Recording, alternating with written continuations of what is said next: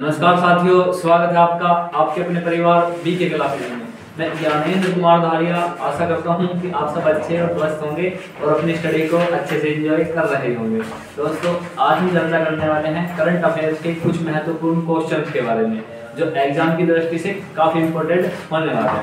तो दोस्तों, ज्यादा समय नष्ट ना करते हुए चलेंगे अपने पहले क्वेश्चन की ओर। देखिए, पहला क्वेश्चन आपकी स्क्रीन पर दिया हुआ है। पहला क्वेश्चन आपकी स्क्रीन पर दिया हुआ है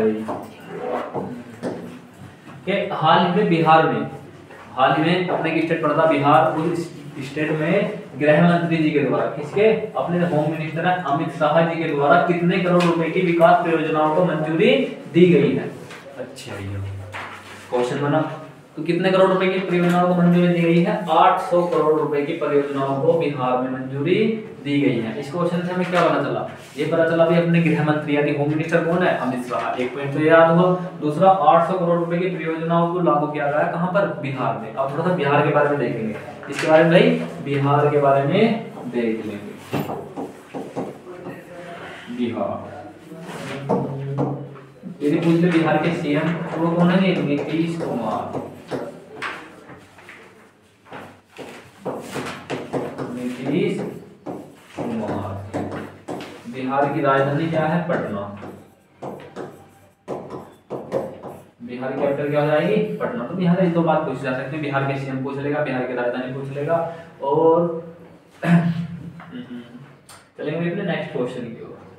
देखिए, हाल ही में तेलंगाना सरकार के बारे में पूछा गया। तेलंगाना सरकार ने हिमाचल प्रदेश गवर्नमेंट के साथ में, तेलंगाना सरकार ने हिमाचल प्रदेश गवर्नमेंट के साथ में कितनी जल विद्युत परियोजनाओं के लिए समझौता किया है? तो क्वेश्चन सुधार होना भी।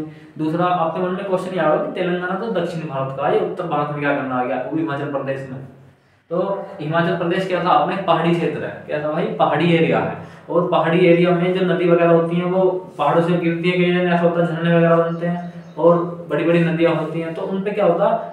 जल विद्युत परियोजनाएं, डैम बनाने की क्षमता अधिक होती है। जब डैम बनेगा तो विद्युत यानी बिजली का उत्पादन होगा। तो इसी कारण तेलंगाना ने समझौता किया किसके साथ में? अपने हिमाचल प्रदेश के साथ में। तो कितनी परियोजनाओं के साथ में? 2 परियोजनाओं के साथ में। दूसरी बात करेंगे तेलंगाना और हिमाचल प्रदेश दोनों के बारे में थोड़ा सा देखते चलेंगे। सबसे पहले देखेंगे अपना तेलंगाना के बारे में। पूछ लेगा तेलंगाना के सीएम। तेलंगाना के सीएम की बात करेंगे तो वो होंगे रेवंत रेड्डी। रेवंत रेड्डी तेलंगाना के सीएम हो जाएंगे। पूछ लेगा तेलंगाना के राज्यपाल।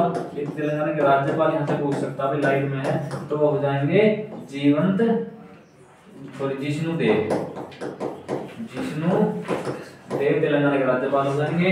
पूछ लेगा तेलंगाना की कैपिटल। यदि तेलंगाना की कैपिटल पूछ सकता है तो उसे लिख लेंगे हैदराबाद। हैदराबाद तेलंगाना की राजधानी हो जाएगी। और क्या पूछेगा तेलंगाना से? तेलंगाना का गठन पूछ सकता है। अभी ये तो पूछेगा गठन कब हुआ, थोड़ा डीप क्वेश्चन बन सकता। तो कब बनेगा स्टैटिक जीके में तेलंगाना का गठन? तो लिख लेंगे 2 जून 2014 को तेलंगाना का गठन किया गया था। 2 जून 2014 को तेलंगाना राज्य का गठन किया गया था। किस राज्य से काटकर बना? तो ये काटकर बना था आंध्र प्रदेश से। किससे? आंध्र प्रदेश से काटकर बना था तेलंगाना। तो इतनी बातें यहाँ से इसके बारे में पता होनी जरूरी है। अब बात करें थोड़ी सी हिमाचल प्रदेश के बारे में। किसके बारे में भाई? हिमाचल प्रदेश, एचपी।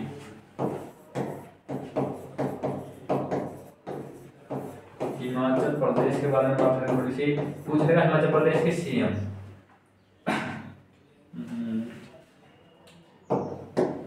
हिमाचल प्रदेश के राज्यपाल पूछ सकता है। तो दोनों चीजें बतानी जरूरी है, हिमाचल प्रदेश के सीएम और राज्यपाल। यदि सीएम की बात करें तो वो होंगे सुखविंदर सिंह सुक्खू। सुखविंदर सुक्खू क्या होंगे? सीएम हो जाएंगे। राज्यपाल पूछ ले तो राजेंद्र विश्वनाथ अर्लेकर। राजेंद्र विश्वनाथ अर्लेकर क्या होंगे? हिमाचल प्रदेश के राज्यपाल हो जाएंगे।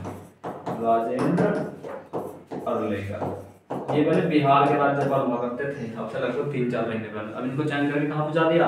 हिमाचल प्रदेश में। और क्या पूछ सकता है यहाँ से? इसकी राजधानी पूछ लेगा। हिमाचल प्रदेश की राजधानी पूछ लेगा तो वो क्या होगी? हिमाचल प्रदेश की कैपिटल होगी शिमला।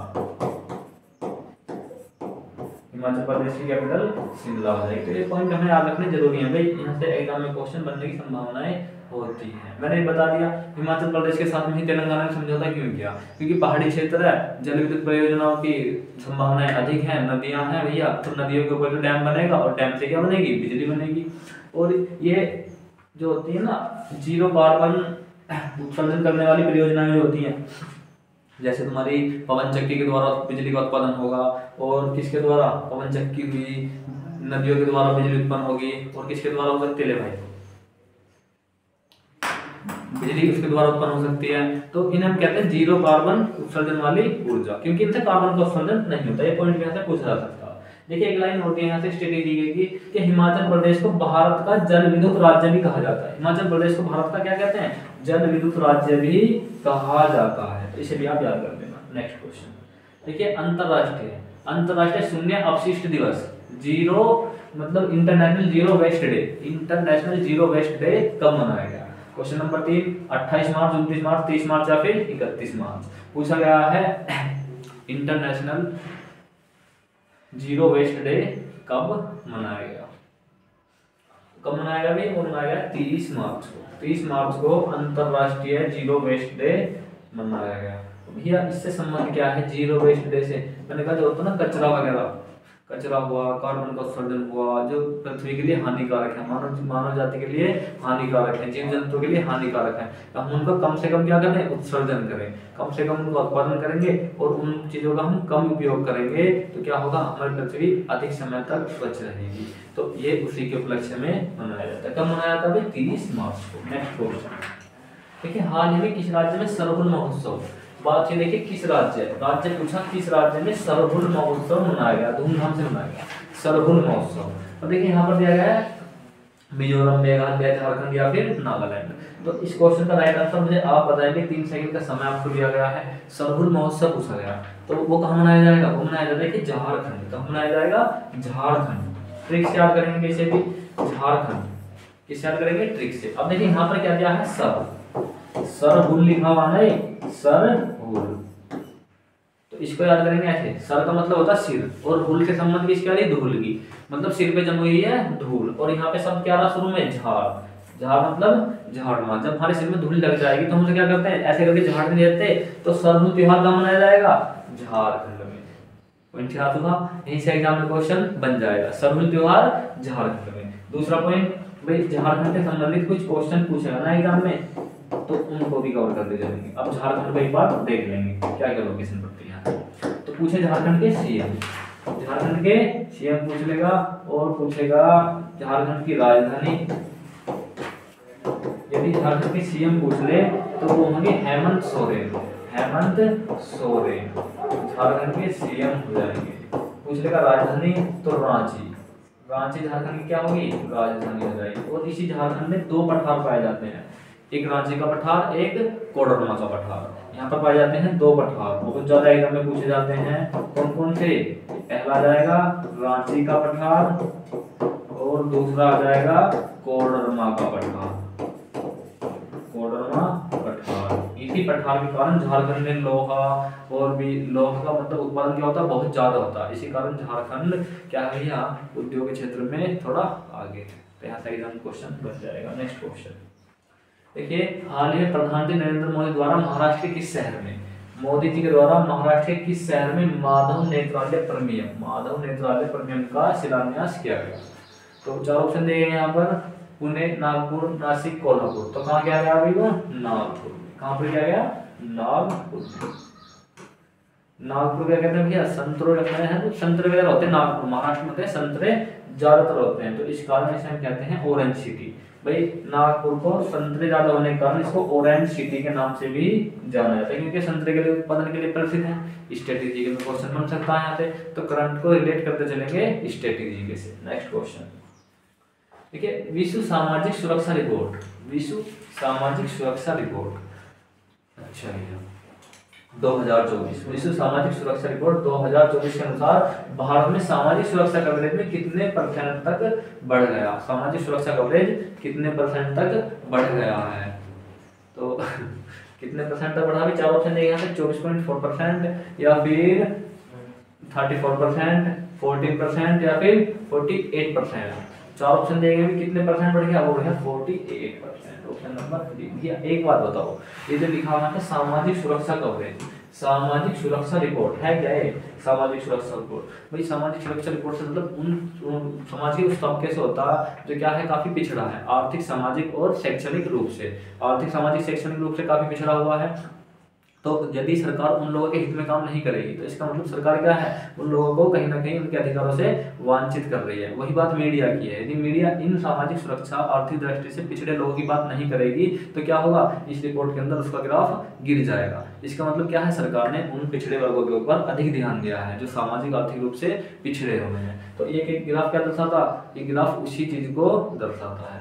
एग्जाम में क्वेश्चन आएगा तो कर लेना। सामाजिक सुरक्षा रिपोर्ट 2024 में, सामाजिक सुरक्षा रिपोर्ट 2024 में 48% की वृद्धि दर्ज की गई। नेक्स्ट क्वेश्चन भाई, हाल ही में भागीरथ है, हाल ही में भागीरथ है कि राज्य सरकार ने लॉन्च किया है भागीरथ है। चार ऑप्शन दिए यहाँ पर, तो पंजाब, उत्तराखंड, राजस्थान या फिर छत्तीसगढ़। पंजाब, उत्तराखंड, राजस्थान या फिर छत्तीसगढ़। तो बात है किसकी, भागीरथ है, भागीरथ है।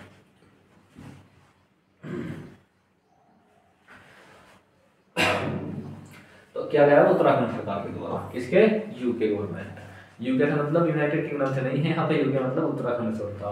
तो भागीरथ, क्योंकि याद कैसे करेंगे, क्योंकि भागीरथी नदी जो है वो उत्तराखंड में बहती है। जब भागीरथी नदी उत्तराखंड में बहेगी तो भागीरथी ऐप भी कहाँ पर होगा, यूके में होगा। तो यहाँ से इतना एग्जाम में क्वेश्चन बन सकते हैं। नेक्स्ट क्वेश्चन की ओर चलेंगे। देखिए, भारत रूस द्विपक्षीय है, भारत और रूस के बीच द्विपक्षीय नौसैनिक अभ्यास इंद्र, द्विपक्षीय नौसैनिक अभ्यास इंद्र का 14वां संस्करण हाल ही में कहां आयोजित किया गया, इंद्र का 14वां संस्करण हाल ही में कहां पर आयोजित किया गया। चार ऑप्शन यहां पर दिए गए हैं, बेंगलुरु, चेन्नई, पोरबंदर या फिर सूरत। तो कहां पर किया गया, ये किया गया है चेन्नई में। कहां पर, चेन्नई में किया गया है। अब बात करें थोड़ी, देखिए भारत और रूस की बात हुई है, किसकी बात हुई है, भारत और रूस की बात हुई है। तो एग्जाम में क्वेश्चन बन सकता है यहाँ से, क्या पूछ लेगा, रूस के राष्ट्रपति, रूस के राष्ट्रपति पूछ लेगा, रूस की राजधानी पूछ लेगा, और क्या पूछेगा, और क्या पूछ सकता, रूस की सबसे लंबी नदी ऐसे पूछ सकता, सबसे बड़ी नदी ऐसे पूछ सकता है नदी, और पूछ सकता किस महाद्वीप में ये, तो महाद्वीप का नाम पूछ सकता। तो ऐसे करेंगे इसको क्वेश्चन। यदि पूछे रूस के राष्ट्रपति तो कौन बनाएंगे, व्लादिमीर पुतिन, व्लादिमीर पुतिन। राजधानी पूछे तो मॉस्को, और पूछ लेंगे सबसे लंबी नदी तो Volga river, Volga river Russia की सबसे लंबी नदी है जो यूरोप को उसको अलग कर दी है। महाद्वीप कौन कहा जाएगा, ये यूरोप वाले हिस्से में आता है, यूरोप और कौन थे, एशिया, दोनों महाद्वीप में पड़ता। जिसका साइबेरिया वाला पार्ट है वो पड़ता है इसका एशिया में, और जो अदर वाला पार्ट है वो पड़ता है इसका कहां पर, यूरोप में, ये यूक्रेन के साथ में लगा हुआ। तो इतने पॉइंट यहाँ तक एग्जाम में बन सकते हैं। नेक्स्ट क्वेश्चन की ओर चलेंगे भाई।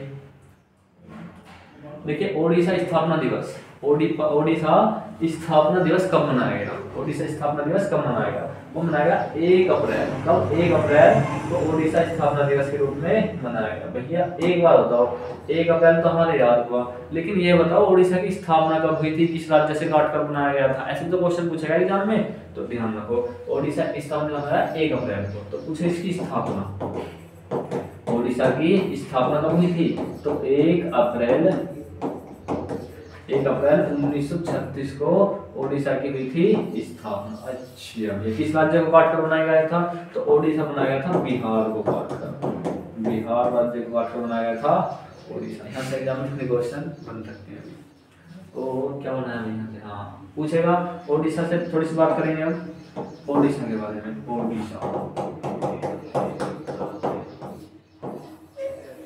ओडिशा के सीएम पूछ सकता है यहाँ से, तो वो कौन है, वो है मोहन चरण मांझी, मोहन चरण मांझी।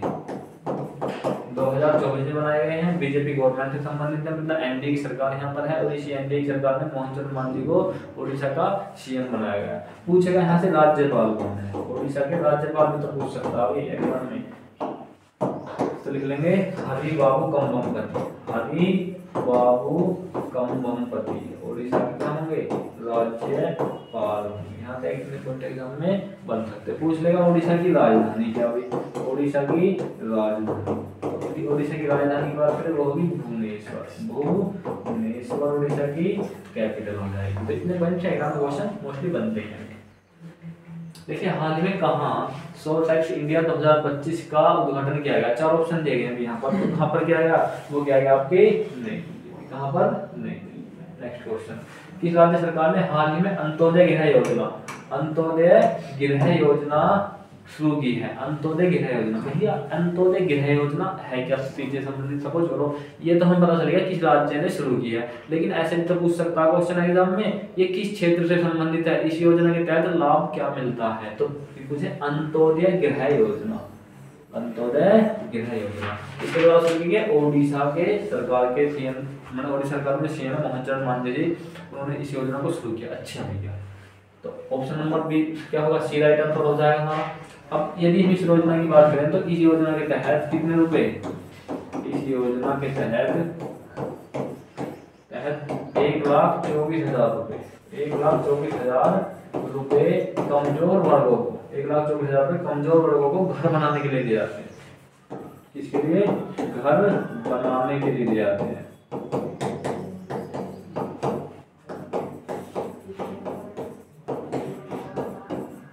1,24,000 रुपए घर बनाने के लिए दिए जाते हैं। तो मैंने बता दिया किसके द्वारा, ओडिशा सरकार के द्वारा। ओडिशा के बारे में मैंने तुम्हें बताया यहाँ कि सीएम कौन होंगे, मोहन चरण मांझी। इससे पहले क्वेश्चन में बताया मोहन चरण मांझी जी, ये पॉइंट है बताया ना। यहाँ की राजधानी भुवनेश्वर है, राज्यपाल हरिबाबू का मोहनपति है। नेक्स्ट पॉइंट, हाल में प्रसिद्ध Saudagiri block print, Saudagiri block print को जीआई टैग मिला, जीआई टैग मिला, सौदागिरी ब्लॉक प्रिंट को जीआई टैग मिला है। कहाँ के लिए मिला हुई है, तो एग्जाम में क्वेश्चन पूछे भैया जीआई टैग क्या होता है, तो ये एक ऐसा टैग है इसके मतलब ऐसा प्रमाणित करता है किसी कपड़े को, किसी वस्तु को, खाने पीने की चीजों को। यदि किसी को ये टैग मिल गया ना तो इसका मतलब उस कपड़े की, खाद्य वस्तु की या जिस वस्तु को ये मिला उसकी गुणवत्ता काफी उच्च लेवल की है, तो उसके ऊपर हम आंख बंद करके विश्वास कर सकते हैं, जिसको जीआई टैग मिला। तो कहाँ के लिए मिला भैया, अहमदाबाद। अहमदाबाद के जो कारीगर हैं उनमें कपड़ा बुनते हैं, उनकी छपाई, कढ़ाई और बुनाई के लिए क्या मिला है, जीआई टैग मिला है। तो काफी अच्छे लेवल का कपड़ा माना जाएगा। अहमदाबाद कहाँ पड़ता है, गुजरात में पड़ता है। अहमदाबाद कहाँ पड़ेगा, गुजरात में। नेक्स्ट पॉइंट, हाल ही में केंद्रीय कर्मचारियों के महंगाई भत्ते में डीए में कितने प्रतिशत की वृद्धि की गई, तो भाई कितने परसेंट दी गई, वो गई 2%। रिपीट होगा क्वेश्चन।